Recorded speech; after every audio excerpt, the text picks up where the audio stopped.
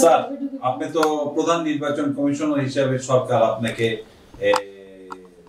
কি বলবো নিযুক্ত করেছে বা আপনাকে মনোনয়ন দিয়েছে। তো আপনার স্যার আপনার কাছে প্রথম যে কথাটা বলতে চাই যে আপনি কি করবেন, নির্বাচনের তারিখ বা নির্বাচনের কি রূপরেখা আপনি কি চিন্তা ভাবনা করছেন দায়িত্ব নেওয়ার পরে? এখানে এখনো দায়িত্ব এখন যে সরকারি আদেশটা এখনো ফর্মালি আমি পাইনি। তো আমি টিভি নিউজে দেখছি, স্কলে দেখছি, আপনাদের কাছ থেকে শুনছি, ইনফর্মালি একটা অর্ডার পেয়েছি। It is not also formal channel, আমার কাছে আসেনি। তারপরে আপনারা সবাই আসছেন যখন, আমার তো কিছু কথা বলতেই হবে। দায়িত্ব নেওয়ার পরে আমি আপনাদের সাথে বসে সব বিস্তারিত আমার ফুল কমিশন নিয়ে বসে আপনাদের সাথে আলাপ করবো। তো যেহেতু প্রশ্ন যেটা করছে সেজন্য বলতে হয়, এই যে নির্বাচন কমিশন এবং প্রধান নির্বাচন কমিশনের দায়িত্বটা কিন্তু অত্যন্ত গুরু দায়িত্ব। অল আন্ডারস্ট্যান্ড দিস, আমরা বুঝি। কিন্তু বর্তমান সময়ের প্রেক্ষাপটে এটা আরো বেশি গুরুত্বপূর্ণ হয়ে গেছে। গত দুদিন ধরে 3টা নির্বাচন যদি ধরি আমরা, 14, 18, 24, মানুষ তো ভোট দিতে পারেনি। নির্বাচনের নামে একটা প্রহসন হয়েছে। তো অনেকে ভোটে সেন্টারে যেতে পারে নাই, অনেকে সেন্টারে দেওয়ার গেলে ভোট দিতে পারে নাই, এই সমস্ত হয়েছে। তো এবং এই গত 15-16 বছরে অনেক লোক রক্ত দিয়েছে, অনেক খুন হয়েছে, অনেক গুম হয়েছে, অনেক মা ছেলেকে হারিয়েছে, অনেক ছেলে মাকে হারিয়েছে, অনেক ছেলে ভাইকে হারিয়েছে, বাপকে হারিয়েছে। ইভেন জুলাই অগাস্টে দেখেন কত লোক মারা গেছে, শহীদ হলো, কত লোক আহত হলো, পঙ্গু হয়ে গেল, চোখ হারিয়ে গেল। আমি যখন চিন্তা করি না, আমাকে খুবই খারাপ লাগে। সেদিন কালকে পরশু একটা অনুষ্ঠানে গেলাম, বললো যে 130টা শিশু মারা গেছে এই জুলাই আগস্টে। 130টা শিশু, নিরপরাধ শিশু মারা গেছে এই মৃত্যুগুলো কেন হলো? এই নিহতগুলো, গুমগুলো কেন হলো? তাদের যে অনেক চাওয়ার মধ্যে একটা বড় চাওয়া ছিল যে আমরা ভোটের অধিকার চাই, আমরা আমার নিজের ভোটটা নিজে দিতে চাই, আমার পছন্দের প্রার্থীকে দিতে চাই। এইখান থেকে তাদেরকে বঞ্চিত করা হয়েছে, এই মৌলিক তাদের অধিকার থেকে বঞ্চিত করা হয়েছে। আমার সর্বোচ্চ চেষ্টা থাকবে, আমার কমিশনের চেষ্টা থাকবে, যাতে মানুষের এই যে চাওয়াটা, এই এক্সপেকটেশনটা, এই অধিকারটা যাতে আমরা ফিরিয়ে দিতে পারি। আমরা এমন যাতে একটা পরিবেশ সৃষ্টি করতে পারি যেখানে মানুষ একদম স্বপ্রণোদিত হয়ে ফ্রিলি, ফেয়ারলি তার পছন্দের লোকটাকে ভোটটা দিতে পারে, সেটা নিশ্চিত করার জন্য যা যা করা দরকার আমি সর্বশক্তি দিয়ে চেষ্টা করবো সেটা নিশ্চিত করার জন্য। আপনি কি মনে কোনো ধরনের চ্যালেঞ্জের মুখোমুখি আপনাকে হতে পারেন? ও জানে, সকল মালিকা কিছু কিছু জানি। আমি প্রথম সচিব হয়ে তথ্য মন্ত্রণালয়ে, ওখানে তো আপনাদের সাথে ডিল করাটা ছিল বড় চ্যালেঞ্জ। তারপরে জ্বালানি মন্ত্রণালয়ের সচিব ছিলেন মাহমুদুর রহমান সাহেব, আমার উপদেষ্টা ছিলেন, এবং স্বাস্থ্য মন্ত্রণালয়ের সচিব ছিলেন। I have to face lots of challenges every day ওই মন্ত্রণালয় চালাতে গিয়ে। ইভেন আমি তো জ্বালানি মন্ত্রণালয় পোস্টিং হয়েছে সবথেকে একটা বড় চ্যালেঞ্জ মোকাবেলা করার জন্য। সিলেটে যখন ফেঞ্চুগঞ্জে যখন ব্লোআউট হইলো, আগুন জ্বল উঠলো, তখন আমাকে 7 দিনের মধ্যে আমাকে ওই জ্বালানি মন্ত্রণালয়ে পোস্টিং দিয়েছে। জ্বালানি মন্ত্রণালয়ে সুতরাং চ্যালেঞ্জ মোকাবেলা করাটাই হলো আমার ক্যারিয়ারের, চাকরি জীবনের অভিজ্ঞতার বিরাট অংশ জুড়েই ছিল আমার এই চ্যালেঞ্জ মোকাবেলা। সুতরাং চ্যালেঞ্জ মোকাবেলা করা বলে আমি অভ্যস্ত। এবং আপনারা হয়তো দেখছেন যে ভোটের জন্য কি কি চ্যালেঞ্জ আসে, সামনে কি আসতে পারে, এমন অনেক চ্যালেঞ্জ আসবে এখন যেটা আমরা এখন ফুরসিও করতে পারছি না, বুঝতেও পারছি না যে এই ইলেকশনের প্রক্রিয়া কত ধরনের চ্যালেঞ্জ আসতে পারে। কারণ এটা এমন না যে আগে এরকম আসছিল এখন আবার একই জিনিস আসবে, সেরকম না। নিত্য নতুন চ্যালেঞ্জ আসবে এবং আমরা যত সময় যাবে এই চ্যালেঞ্জ মোকাবেলা করেই আমরা কাজ করতে। স্যার, আপনি বলেছেন মানুষের ভোটের অধিকার আপনি ফিরিয়ে দিতে চান, এইটাই আপনি প্রথম কাজ করতে চান। এইটা করতে গিয়ে আপনি মনে করেন আপনার সামনে সবচেয়ে বড় চ্যালেঞ্জ কোনটি? চ্যালেঞ্জ তো সবচেয়ে বড় চ্যালেঞ্জ কোনটা, এটা প্রায়োরিটি করা ওটা মুশকিল।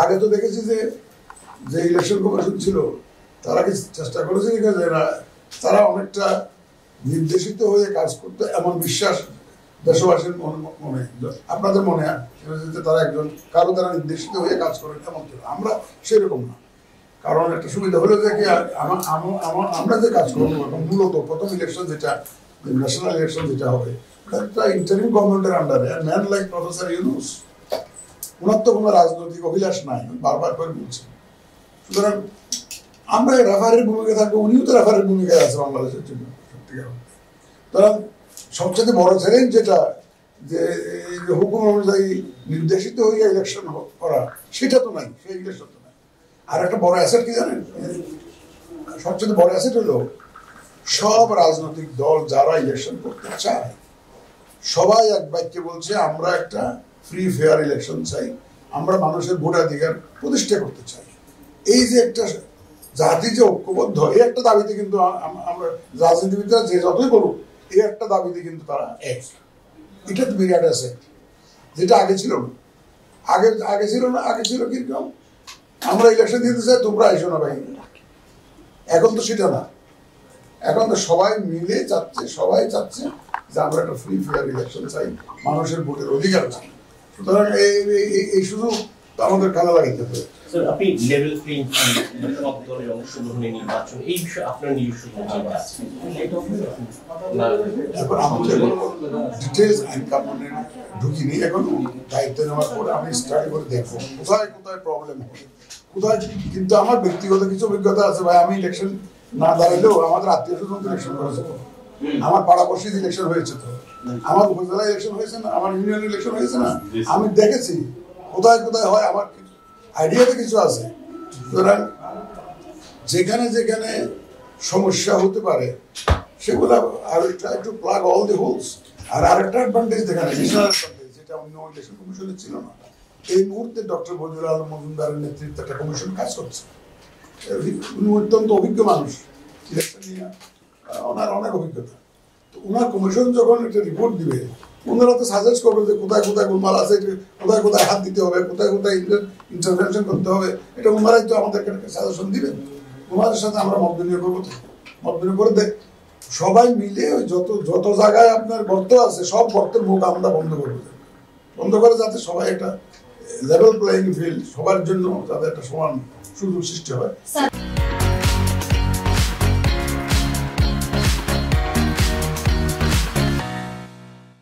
স্যার আপনার কাছে একটু জানতে চাই যে দীর্ঘদিন পরে মানুষের একটা আকাঙ্ক্ষা যে একটা সুষ্ঠু নির্বাচন হবে এই সময় আপনি সিএসসি হয়েছেন আপনি কি আগামীর সব সময়ের জন্য একটা উদাহরণ তৈরি করে রেখে যেতে চান কিনা আমার জন্য একটা আরো একটা অ্যাডভান্টেজ আছে সব অনেকগুলো অ্যাডভান্টেজ তো বললাম আর একটা বড় অ্যাডভান্টেজ হলো গত 3টে ইলেকশনের থেকে একটা বিরাট শিক্ষা ওদেরকে মানুষ যে কি বলে ওই ইলেকশনটা সম্পর্কে মানুষ যে কি ধারণা এবং তারা কি কি করেছে এগুলো তো দেখেছি তো কি কি জিনিস আমাকে অ্যাভয়েড করতে হবে এগুলো আমি এটা পেয়েছি তো সুতরাং যেটা আপনি বলছেন সেটা ইনশাআল্লাহ আমরা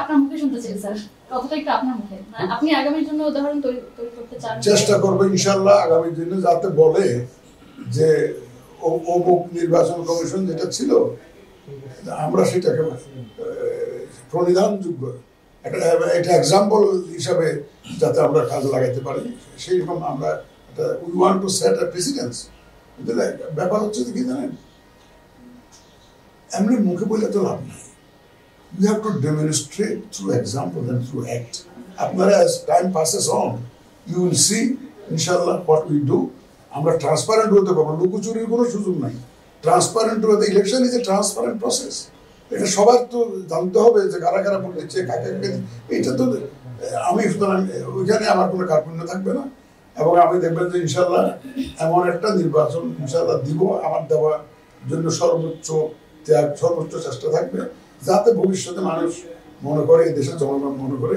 যে আমরা ওই ইলেকশন কমিশনের মতো ইলেকশন চাই স্যার কি বলে সকল দলের অংশগ্রহণ আসলে তো আওয়ামী লীগের কথাও আসে আওয়ামী লীগের কে নিয়ে কি ইলেকশন করবেন কিনা ব্যাপার হচ্ছে যে আমি তো এখন ওর মধ্যে ঢুকি নাই পত্রপত্রিকা দেখি টেলিভিশনে দেখি রিপোর্ট করে আমি দেখি একটা বিতর্ক আছে ওইটা নিয়ে কেউ পক্ষে কেউ বিতর্ক আছে it is premature for me two comment on this আমার জন্য এটা প্রিমেচিউর আমি এই ব্যাপারে কোনো মন্তব্য করতে চাই না সময় যখন আসবে ইলেকশনের সময় আসবে ইউ উইল অল সি আমিও দেখবো তুমিও দেখবো যে কি ইলেকশন হচ্ছে দেখবা আওয়ামী লীগ আসতেছে না সময় আসলে দেখবা বাট এটা আমি মনে করি যে আমার জন্য এটা premature to comment on this. Sir একটু আমি লাস্ট জানতে চাই যে বলা হয় যে নির্বাচন কমিশন নয় বরং মাঠ প্রশাসনের মাধ্যমে আসলে সুষ্ঠু নির্বাচন সম্ভব।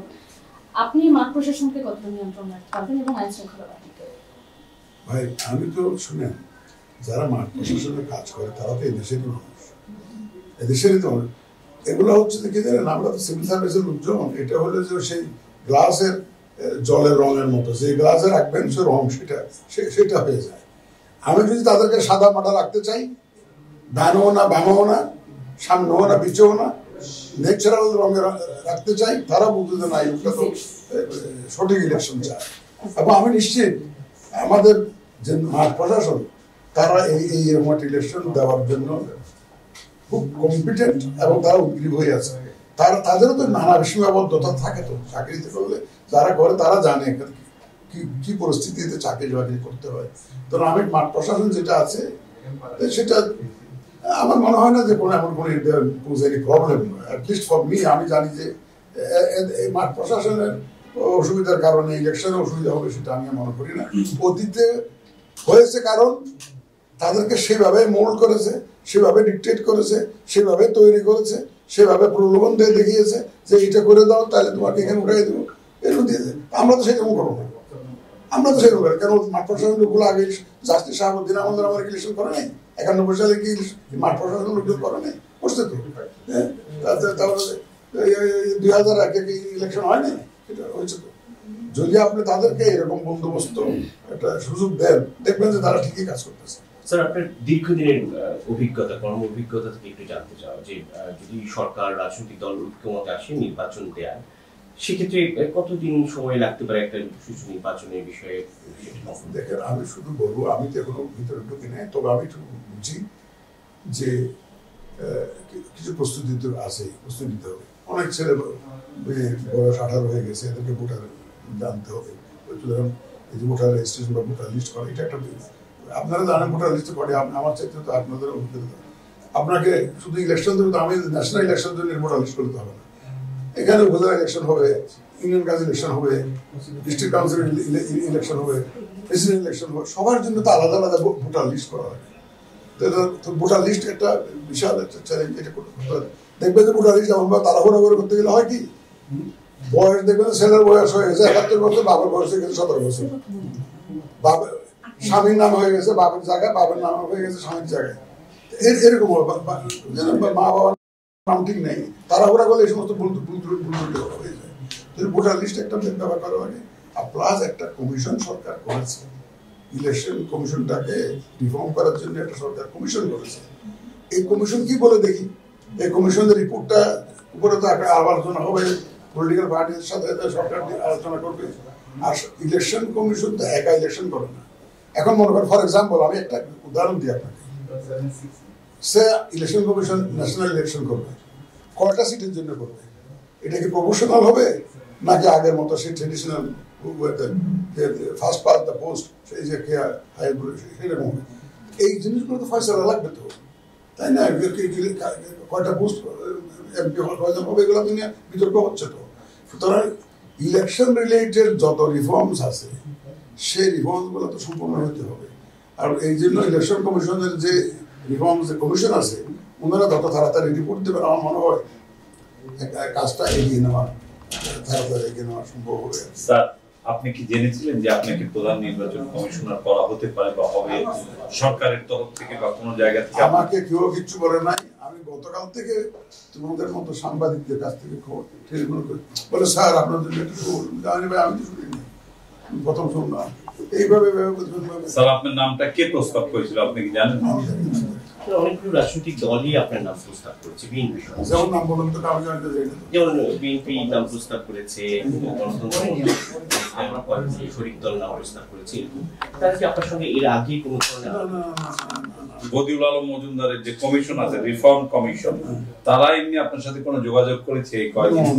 আপনি তাদের সাথে কোনো ধরনের আমাকে চিনেই না ভালো অবস্থার প্রস্তুতিটা দেখি। ইলেকশন করার জন্য তো যদি ইলেকশন কমিশন যদি না হয় তাহলে তো ইলেকশন করার সম্ভাবনা। আমি আগে বসি ইলেকশনের জন্য কতটা প্রস্তুতি আছে আমাদের, এবং প্রস্তুতি নিতে গেলে কি কি করতে হবে সেটা না বুঝে আমি আন্দাজি একটা তো দিতে পারবো না। বাট চেষ্টা করবো যত দ্রুত সম্ভব আমরা রেডি থাকি। তারপরে ইলেকশনের ডেটের যখন প্রশ্ন আসবে, যাতে কোনো রাজনৈতিক দলগুলো সব মিলে টেলে যখন একটা সিদ্ধান্ত আসবে, সবাই মিলে সরকার রাজনৈতিক দল, আমাদের তো চিফ অ্যাডভাইজার বারবার বলছেন যে আমি যা করবো আর রাজনৈতিক দলের সাথে আলোচনা করেই করবো। আলোচনা করে আমি আমার তরফ থেকে আমরা প্রস্তুত থাকবো, যত দ্রুত সম্ভব প্রস্তুতি নেওয়া যায় আমরা নিব ইনশাআল্লাহ। স্যার আরেকটা প্রশ্ন স্যার, এটা হচ্ছে স্যার সবসময় এখন অন্তর্বর্তী সরকার বলতেছে যে সংস্কার যদি না হবে ততদিন নির্বাচন অনুষ্ঠিত হবে না বা ততদিন নির্বাচন দিব না। আপনার কাছে স্যার কি মনে হয় কি কি সংস্কার দরকার আসলে? এটা এখন শুনেন, আমি একটা উদাহরণ দিলাম। আমার জন্য দরকার হলো ইলেকশন রিলেটেড সংস্কার করা। ইলেকশন করতে গেলে কি, যেমন আমি একটা বললাম না, আপনি এমপি ইলেকশনে দিবেন, কোন ভাবে দিবেন, কি প্রফেশনাল নাকি আগের মতো সেই সিস্টেম, এটা আসতেছে না একটা। তাই জন্য আবার স্যার আপনি ব্যক্তিগতভাবে কোন ব্যবস্থা দিবেন? আমার ব্যক্তিগত মত এখানে এখন আপনার আগে শেয়ারে বসে এটা সেমিনার হলে তখন বলতে পারতাম। এখন আমি স্যার আপনি সংস্কারের কথা ছিলেন, কমিশনের সংস্কারটা কি দরকার আপনি বলবেন?